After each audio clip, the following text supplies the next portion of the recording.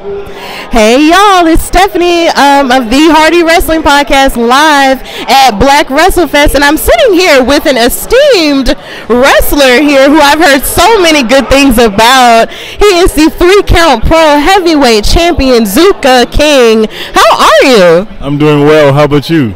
I'm doing great. I'm so excited to be sitting here with you. I'm glad to be here in this moment right now. It's just a great day. Absolutely, absolutely. It's great to be here at Black WrestleFest. Yes, it is. So, when did you fall in love with wrestling, Zuka? Man, since I was like a little baby, you know, since I was a young kid, my whole family watched and loved wrestling, so it was just natural for me to get in it. Yeah, it's definitely like it could be a family affair. That's kind of, excuse me, it's kind of how it started. Yeah, I don't know why. I'm so mad. So basically, you know, that's how it started for me. It was me and my dad. Excuse me. I'm good. I'm sure. Like, I'm good. I promise.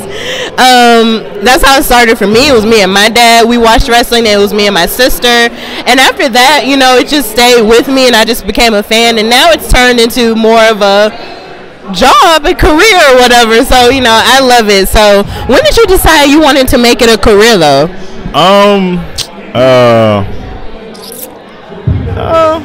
I think maybe when I was a teenager, I wanted to be a wrestler. I would go on this website called Cage Match DE, and it would show like the whole career of a guy, like X-Pac or Triple H or Steve Austin, like places they've been. And I would always go on their website, just learn about these people. And my cousin walked in. He was like, "Man, you always watching wrestling and always doing something with wrestling. You should be a wrestler." Right. And ding, it hit me. I was like, maybe I should. But I didn't start wrestling until I was like 24, 25. So. Oh, okay. So you started, you know, in your mid-20s, but you always knew you wanted to do it.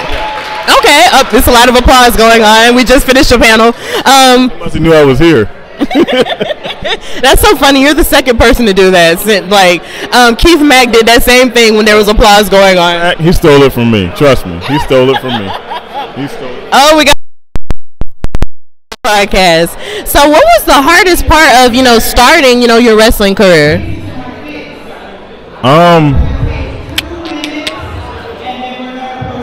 Honestly, nothing. It's just something I knew I wanted to do. I think the reason nothing, honestly. I wanted to do it, so I just got to make it happen, you know. I mean, training was hard, of course. But other than that, it was like nothing stopped me from becoming what I wanted to be, you know.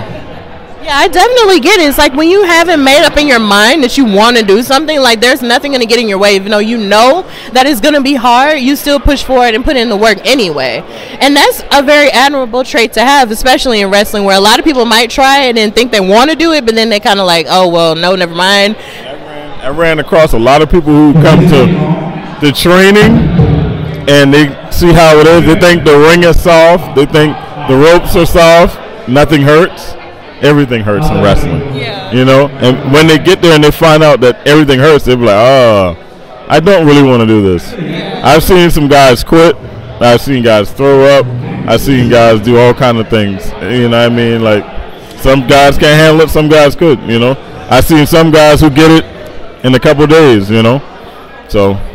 Were you one of the people who got it in a couple of days? You see what I'm holding right here, right? Yes, I do. You know, do you want me to list off accomplishments in wrestling? If you want to list you know, accomplishments, go ahead and do that. It's your first time on my show. Go ahead. I was wrestling heavyweight champion. I held the belt for 2 years. Yes. First ever Future Stars of AML champion. Longest reigning WrestleForce and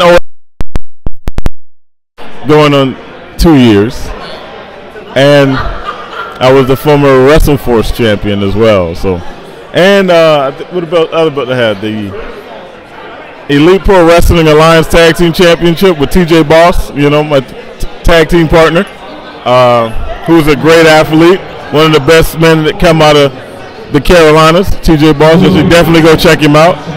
And you know, that's all I got for wrestling right now. You know. Yeah. So collector at this point. That's cool, and that's very admirable. If that's what you want to do, then I support that. So how do you feel being a part of an event such as Black WrestleFest, seeing as you are a black male champion in wrestling right now?